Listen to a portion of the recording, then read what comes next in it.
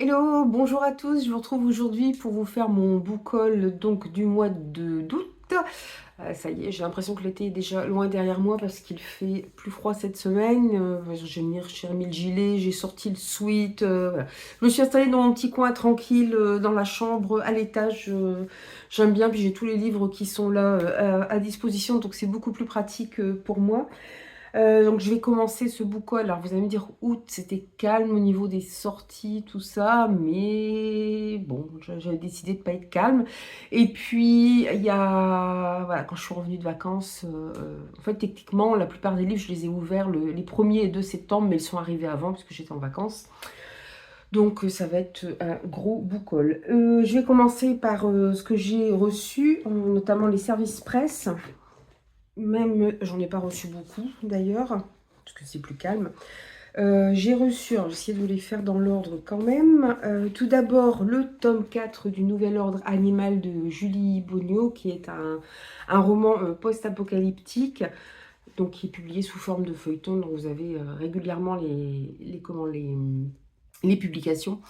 Et on va suivre Léonie, qui est l'héroïne de cette série. Vous voyez, les humains vivent dessous des bulles pour se tenir à l'abri, notamment des animaux qui sont devenus un peu fous, enfin qui s'attaquent à l'être humain, mais alors que même les prédateurs ne s'attaquent pas forcément aux êtres humains, sauf quand on va les embêter, mais là, ils sont devenus assez violents. Oui, cette superbe couverture avec ce superbe loup, j'aime beaucoup parce qu'à chaque fois en plus j'ai le petit marque-page, donc ça c'est génial. J'ai toujours une belle dédicace avec un seau. Je suis contente parce que le livre il avait pris un peu la pluie dans la boîte aux lettres et en fait il s'en est très bien remis. J'ai fait attention, j'ai fait attention aux pages, j'ai essayé de l'aplatir sans non plus l'écraser et je suis contente qu'il soit bien remis. J'ai reçu aussi le Polycarpe Arpenteur de Pierre Thierry. Alors là, je pense qu'on va être dans quelque chose, peut-être un ovni littéraire, je ne sais pas trop, puisqu'on va suivre un couple au prénom imprononçable, Valke Hugnal et Elsbetia Gurnland, je ne sais pas si je prononce bien, et ils sont amoureux, ils viennent de se marier, ils partent en voyage sur un bateau, et apparemment il va leur arriver plein de choses, mais je pense qu'il va y avoir un côté assez poétique, assez décalé dans ce roman. Excusez-moi, j'aurais dû prendre ma bouteille d'eau, j'ai la gorge sèche. Voilà, donc à voir. J'ai reçu aussi en service presse la réédition des Lord d'Automa de Si Cruelle Magie de Joe Collin. Je pensais que c'était une série, pas du tout, c'est un one-shot. Je sais pas pourquoi. Mais bon. Donc j'avais à chercher des chroniqueuses et voilà, j'ai été sélectionnée dans les chroniqueuses, donc j'étais très contente parce que j'avais déjà lu de cette autrice Hôtel Miracle, qui est une autre série que j'avais beaucoup aimée. Donc on va être voilà, dans enfin, vous voyez, de la romantaisie, mais avec un petit côté fantastique, un peu décalé, je pense, peut-être un peu cyberpunk, puisqu'on va suivre deux frères jumeaux et apparemment le monde repose un peu sur leurs épaules et l'un d'eux disparaît. Et celui qui reste, Oswald, pense que ce serait une foraine, Mayra, qui serait responsable de sa disparition. Je ne sais pas trop pourquoi, le résumé est assez mystérieux. Et tous les deux, ils vont décider de partir à la recherche du frère jumeau disparu, Cyrus. Bien sûr, il y a des sentiments qui vont naître entre eux deux, mais ils ne sont pas destinés à être ensemble. Donc voilà, je pense qu'on va avoir pas mal de magie dedans. Et voilà, je trouve que la couverture est vraiment très belle. Même l'intérieur est super bien travaillé. Je vous conseille d'aller suivre d'ailleurs l'Instagram de Joe Collin parce que son Instagram est très intéressant. C'est bon, c'est une personne vraiment très gentille, très agréable. Donc c'est un plaisir de pouvoir chroniquer ces livres. J'adore les illustrations et puis j'ai reçu en plus voilà, le marque-page avec une petite enveloppe. J'ai été gâtée parce que normalement c'était c'était des goodies pour les gens qui commandaient le livre et bon, je m'attendais pas à ça. Vous avez ce superbe print là, j'adore. Il est vraiment très beau. J'ai les deux petits sachets de thé. D'infusion, c'est mieux parce que le thé j'en bois pas beaucoup. Mon estomac ne supportant pas grand chose, je suis cantonnée un peu aux tisanes. Et puis voilà, vous avez ce signet là qui est vraiment très très beau avec la clé, j'adore. C'est vraiment super bien fait. C'est un plaisir. C'est un plaisir. Alors, est-ce que je vais réussir à tout remettre? Parce que je ne veux pas abîmer parce que tout a été fait tellement bien que...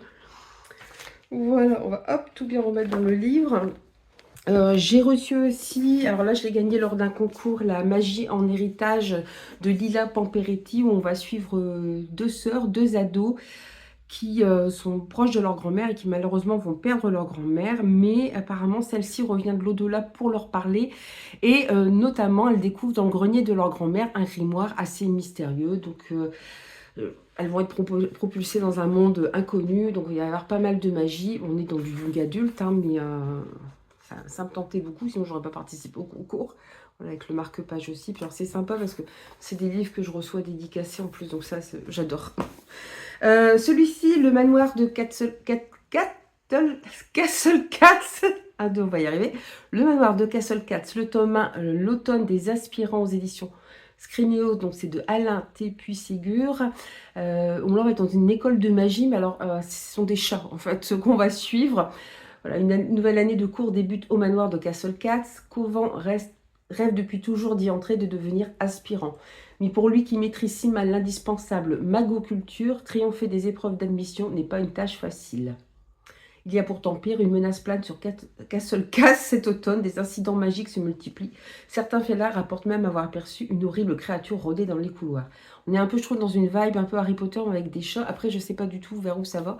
Je trouve encore une fois, Scrino a fait un très beau travail. C'est super bien fait. Le travail éditorial est vraiment très beau. Le tome 2 est déjà sorti. Il est là d'ailleurs, le tome 2. Je ne sais pas s'il y aura un tome 3. En fait, moi, j'ai hésité un peu.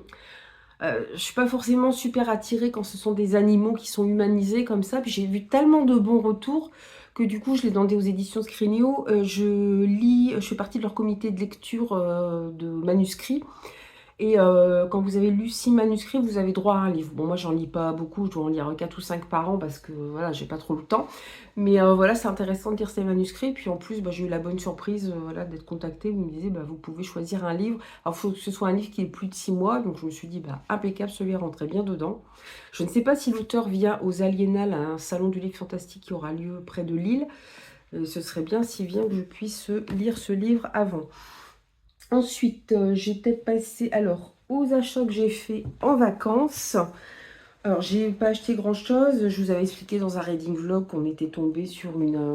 Alors, on était allé dans un village qui promettait d'être un village de livres et de librairies et d'écriture, voilà, qui tournait autour de l'écriture, avec des ateliers de calligraphie, avec plein de librairies d'occasion. Il y avait notamment une librairie d'occasion de livres de science-fiction, fantasy, heroic fantasy, fantastique, policier, comics, le rêve. Et arrivé là-bas, tout était fermé en fait, il n'y avait rien d'ouvert. En fait, c'est un truc qui se perd complètement. D'ailleurs, quand on a discuté avec la personne auprès de qui on louait le gîte, elle nous a dit non mais il n'y a plus rien là-bas, c'est complètement mort. Et la seule bouquiniste qui était ouverte, c'était une dame qui venait de Bretagne, alors qu'on était dans la Vienne. Elle venait de Bretagne et elle avait loué, voilà, comme c'est vraiment un village du livre, il est classé village du livre. Elle avait loué voilà, une pièce dans une petite maison et elle voilà, pour exposer ses livres. Mais bon, elle était très déçue. Et c'est la seule qui était ouverte, donc on a pris des livres auprès d'elle. Donc c'était 1 euro le poche et 4 poches 3 euros. Alors mon mari s'est pris Borniche, Kidnapping, qu'il a juste feuilleté quelques pages, il l'a pas fini. On suit toujours un... C'est très vieux ça, Borniche. Hein. J'en ai jamais lu, mais on suit toujours le... C'est un ex-flic français qui voilà, qui enquête en fait et qui s'appelle Borniche, je crois, tout simplement. J'avoue, je connais pas trop. Dites-moi si vous connaissez en commentaire, si ça vous parle. J'ai déjà vu passer des livres, hein, mais j'en ai effectivement jamais lu. Donc ça, c'est le roman qui s'est pris. Et puis moi, j'en ai trouvé 3 autres. Alors j'avais pris celui-ci, avec un titre pareil, je ne pouvais pas passer à côté. C'est l'assassinat du roi Arthur. Donc c'est les dossiers de Scotland Yard et c'est de J.B. Livingstone. C'est une très vieille édition de... De qui? Du Masque? Non, Gérard de Villiers. Je ne sais même pas si ça existe encore, cette maison d'édition-là. Bon, on va suivre... apparemment, il y a un crime qui a été commis dans... Ouais, non, c'est dans une forêt, je ne sais même plus. On va suivre une jeune médiéviste d'Oxford, passionnée par les contes du Graal. Voilà, on sait juste au début, elle s'enfonce dans l'épaisse forêt. Alors, je ne sais pas si ça se passe en Angleterre ou est-ce que ça va se passer peut-être dans la forêt de Brocéliande. J'en sais rien. J'ai vu que ça parlait du roi Arthur. Je l'ai pris, même si ça va être une enquête policière et que ça peut peut-être être un petit peu dépassé. Celui-ci, Arnaldur Edridason, Ce que savait la nuit aux éditions Point, je l'ai pris parce que j'ai lu il y a plusieurs années de ça le commissaire, enfin, je crois que c'est le commissaire, enfin son policier fétiche qu'on retrouve dans plusieurs romans Erlandur, et j'avais beaucoup aimé. Alors c'est vrai que c'est une série que j'ai mis en pause aussi, que j'aimerais bien reprendre, mais je crois qu'il faudrait que je reprenne depuis le début. Là, on ne retrouve pas son personnage principal, mais un autre...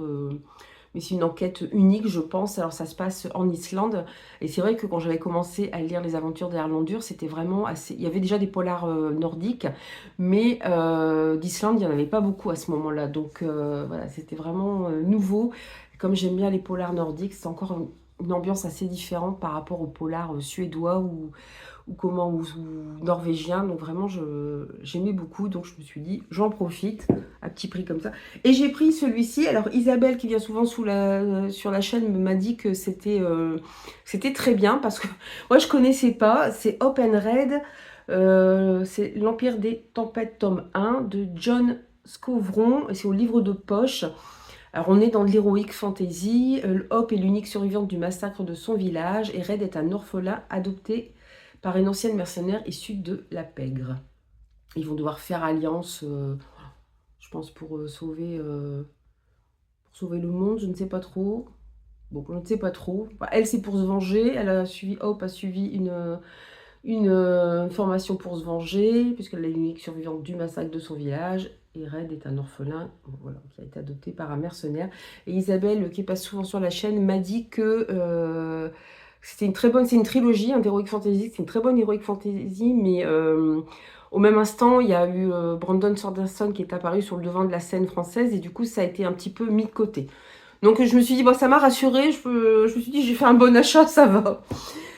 Ensuite, toujours en vacances, j'ai acheté, voilà, c'est une nouveauté. On a fait, parce que comme j'étais un petit peu frustrée, moi je m'attendais à avoir un village avec plein de librairies, c'était décevant. Donc on est allé au Leclerc Culture qui était pas très loin et j'ai trouvé Calliope de Michael McDowell et Tabitha King aux éditions Télémac, où on va suivre une jeune fille ou une enfant, je ne sais plus. Quel âge a-t-elle? Alors au début elle a 7 ans, mais je sais pas si on va...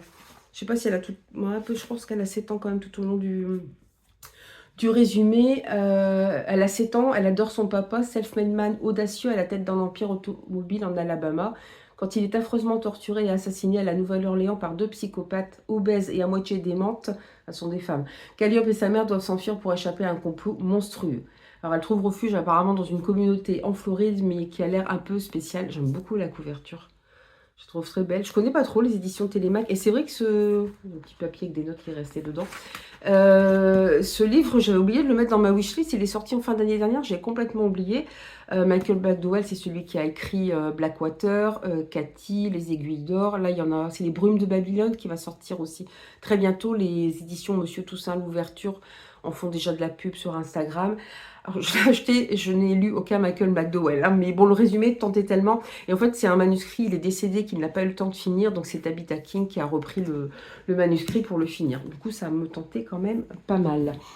Ensuite, ça, c'est des achats de je ne sais plus. Je crois que ça vient de chez... ça doit venir de chez... Amaril, je crois. J'avais acheté sur Amaril. Oui, ça doit être Amaril. Alors c'est beaucoup de livres qui ont été enlevés des médiathèques, hein. Comme vous le savez, les médiathèques font ce qu'on appelle du désherbage, c'est-à-dire qu'elles enlèvent les livres qui ne sortent plus, les livres qui sont obsolètes, voilà, les livres abîmés. Et en fait, tous ceux que j'ai commandés là-bas sur Amaril, c'est que des livres qui sortent tout simplement de bibliothèques. Alors à commencer par Âme perdue de Poppy Z. Bright. Donc là, c'est aux éditions Folio SF. Alors, j'ai entendu parler de cette autrice sur la chaîne de Jodie. Il est bien ce livre. Là, on va suivre Nothing, 15 ans, adolescente rebelle et mal dans sa peau qui s'enfuit de chez ses parents. Sa route croise celle des Lost Souls, créatures étranges vêtues de noir qui boivent une liqueur au goût de sang. Bon, je crois on est à la Nouvelle-Orléans, tout ça en plus, donc je pense qu'on va être dans une réécriture du mythe vampirique. La couverture est un peu abîmée, mais sinon je trouve qu'elle est très belle. J'aimais bien aussi leur collection comme ça, Folio SF, c'était assez sympa.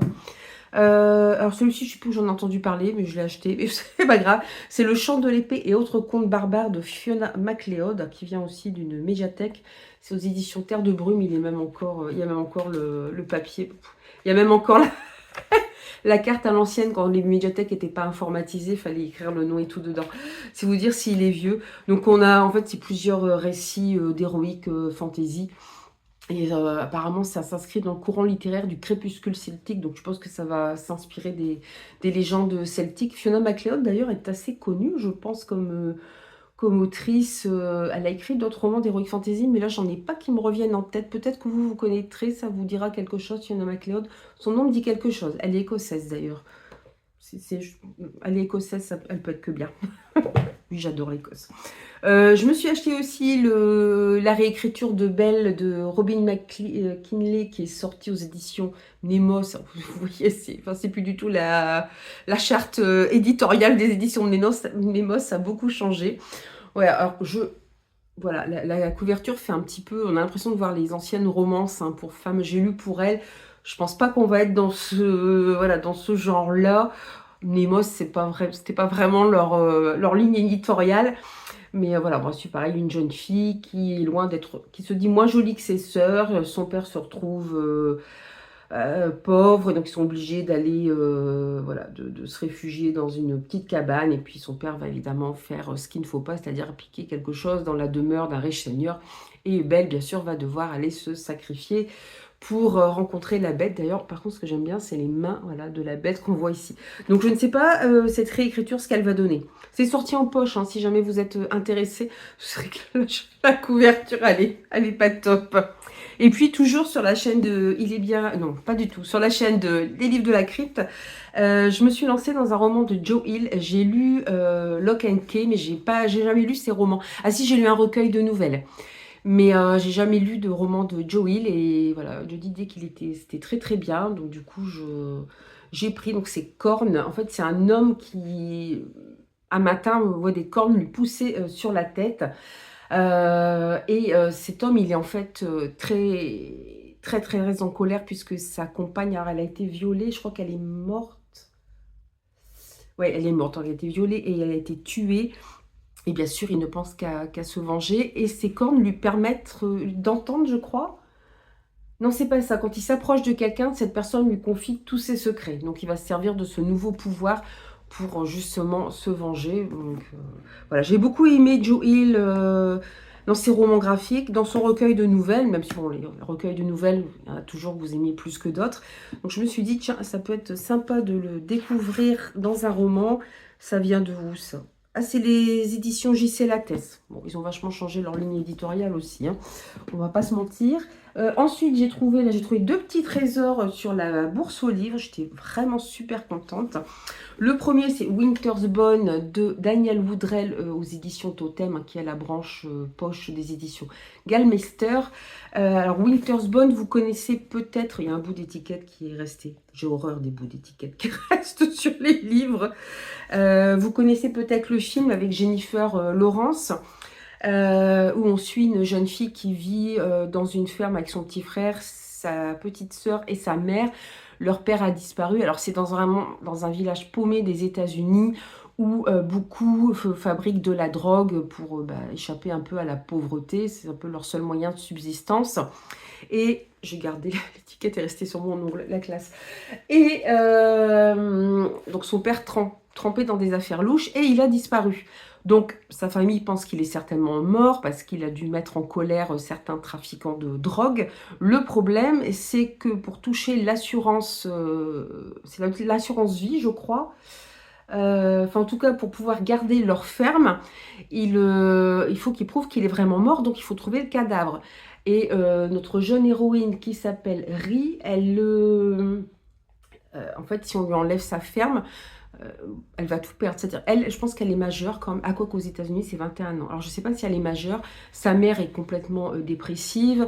Et surtout, on va lui enlever son petit frère et sa petite soeur. On va les placer en famille d'accueil. Donc, c'est assez terrible. Il y a une scène, d'ailleurs, au début, du film, qui m'avait qui m'avait marqué. C'était hyper poignant. Donc, elle décide de partir à la recherche du cadavre.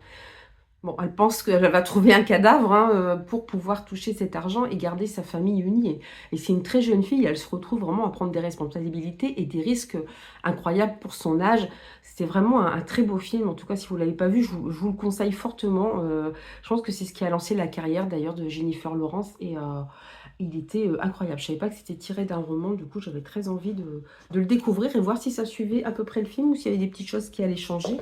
Et le deuxième trésor que j'ai trouvé, c'est Le Pacte avec le Roi Elfe, c'est ça, d'Élise Kova aux éditions Big Bang, donc c'est Bragelonne, et en édition, voilà, comme ça, collector, avec jaspage, en hardback.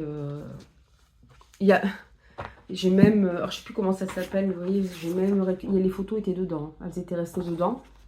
Donc c'est cool, hein, c'est cool. J'avoue qu'il me... Même l'intérieur, il est super beau. Alors, le début m'intéressait parce que... Enfin, l'histoire m'intéressait. Je n'avais même pas vu que j'avais ça avec aussi. Je retrouvais la même image au bout. J'aime bien les romantésies. De temps en temps, je ne lirai pas que ça, mais j'aime bien. Et là, en fait, c'est les elfes viennent, quand ils viennent dans le monde des humains, c'est souvent pour prendre des femmes qui vont devenir leurs épouses, contraintes et forcées. Et puis là, donc, on va suivre. Alors, l'héroïne... comment elle s'appelle? Louella. Ouais, Louella. Bon, elle n'a pas du tout envie de devenir épouse d'un elfe, mais malheureusement, elle est forcée de suivre le roi des elfes et qui va l'emmener dans son royaume. Voilà, ça va être une romantaisie. Alors, quand il est sorti, il n'avait pas eu des retours tip-top, ce roman. D'ailleurs, il est sorti d'abord en brochet, après ils l'ont sorti en collector. Elle a écrit 2 autres livres. Il y en a un, c'est avec un vampire, et le dernier, c'est avec je ne sais plus quelle créature. Et alors sur Bookstagram, les retours n'étaient pas terribles, disant que ouais, bof, voilà quoi, c'était une romantaisie de plus. Après, j'ai lu, avec le recul, il y a d'autres personnes qui l'ont lu, qui ont dit, en fait, faut pas en attendre grand-chose, quoi. Faut pas attendre à ce que ça révolutionne le genre. Voilà, c'est une belle romantaisie. On sait déjà ce qui va se passer, je veux dire, hein, voilà. On sait que ça va bien se terminer. Faut pas en attendre plus. C'est un moment de pur divertissement et c'est tout. Donc, je me suis dit, bon, partant de là, je vais tenter. De toute façon, s'il me plaît pas, je le revendrai, c'est pas un problème. Je dis ça, mais j'ai une tonne de livres qui m'attendent là, que je dois revendre et que je n'ai toujours pas revendu, mais c'est pas grave. Alors, ensuite, j'ai acheté sur Vinted parce que je l'ai laissé passer une fois. Je dis, je ne le laisserai pas passer une deuxième fois. Alone de Thomas Gea. Alors là, c'est aux éditions Critiques. Alors, ce livre, Alone, est ressorti aux éditions Goater. Il me tentait beaucoup. Alors, je regarde parce que, bon, voilà, on fait toujours attention financièrement. Et j'ai vu qu'à la base, il était sorti chez Critique, mais bon, il est quand même à 22 euros. Il est un peu moins cher chez Goater d'ailleurs. Et il ne dépasse pas les 20 euros. Et je l'ai vu sur Vinted, pas très cher. J'ai attendu, puis évidemment, je ne l'ai pas eu. Et là, je l'ai trouvé sur Vinted pendant que j'étais en vacances. Donc, je l'ai commandé tout de suite en demandant à la personne qu'elle me le poste le plus tard possible, pour que je puisse voilà, avoir le temps de rentrer de vacances pour aller le chercher. Et du coup, en plus, c'est marqué l'intégrale, je crois qu'il y a des nouvelles. On est dans un monde post-apocalyptique où le personnage principal, Pépé, il s'appelle, est un Eulon, un solitaire qui trace sa route dans une France dévastée. Voilà, son créneau, la survie, son credo, le mouvement, mais suffit-il de survivre? Car un vent de renouveau souffle sur les débris de l'ancien monde, porteur de danger autant que d'espoir. Voilà, c'est le côté roman post-apocalyptique qui me tentait. Alors par contre, où je suis un petit peu étonnée, c'est que c'est marqué spécimen. Alors je ne sais pas les spécimens, parce que souvent vous avez épreuves non corrigées. Est-ce que ça veut dire que c'est des épreuves non corrigées, ou est-ce que c'est...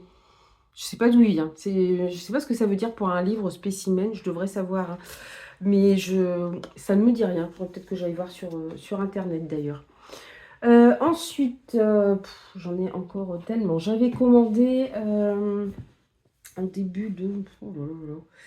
Je ne sais même plus. Alors, je ne sais même plus où je les ai eus. Je ne sais plus si c'est Momox, Amaril, la Bourse aux livres. Je ne sais plus. On va les faire comme ça. C'est pas grave. J'ai commandé la séquence Hardmat de Sol Pandelakis aux éditions Helios. Helios, ça appartient à... Je ne sais plus. C'est... C'est marqué. Première édition, édition Goater, justement. Mais sinon, oui, ça appartient aux éditions ActuSF. Donc, j'aime bien, c'est un livre qui a été dédicacé. Mais bon. Et là, on est... Alors, la Terre devient progressivement inhabitable. Les êtres humains restants doivent cohabiter avec des bots post-singularité.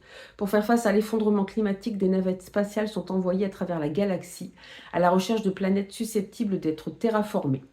Le vaisseau Arimi poursuit cette mission, c'est en 2 mots, c'est pour ça que je vous le dis comme ça, cette mission. Son bord Rose, homme transgenre, est l'un des informaticiens en charge de l'intelligence artificielle navigatrice.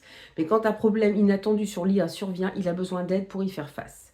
Il la trouve auprès d'Asha, une chercheuse bot transgenre qui milite sur Terre pour la cause des siens. Je pense qu'on va être dans de la SF, mais en même temps avec un questionnement sur le genre. Je commence à plus avoir de place.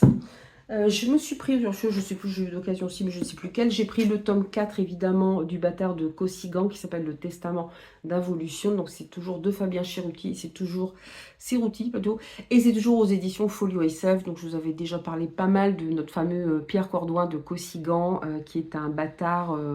voilà, mercenaire, né d'un noble bourguignon et d'une mère, fille de cuisine. Et voilà, c'est la statue de bâtard, donc il n'a pas de statut, mais il a formé une troupe de mercenaires, et puis voilà, il vend ses services au plus offrant, sauf que ce qui est génial, c'est que Fabien Cerutti s'est servi de l'histoire, parce qu'on est en plein dans la guerre de 100 ans, et il s'est servi de ça pour y mettre plein de créatures fantastiques, voilà, pour y mettre une grosse part de fantastique, et du coup, ça change complètement les choses. C'est un fantastique historique, je crois qu'on appelle ça, ou historique fantastique, je ne sais plus. Voilà, mais en tout cas, c'est super. J'aime beaucoup le personnage qui est très roublard, très malin, très intelligent. Voilà, qui se met toujours dans des situations pas possibles, avec beaucoup d'humour, mais qui en même temps qui est très très très charismatique. Et voilà. Puis il y a une double enquête aussi qui se passe à la toute fin du 19e siècle, début du 20e.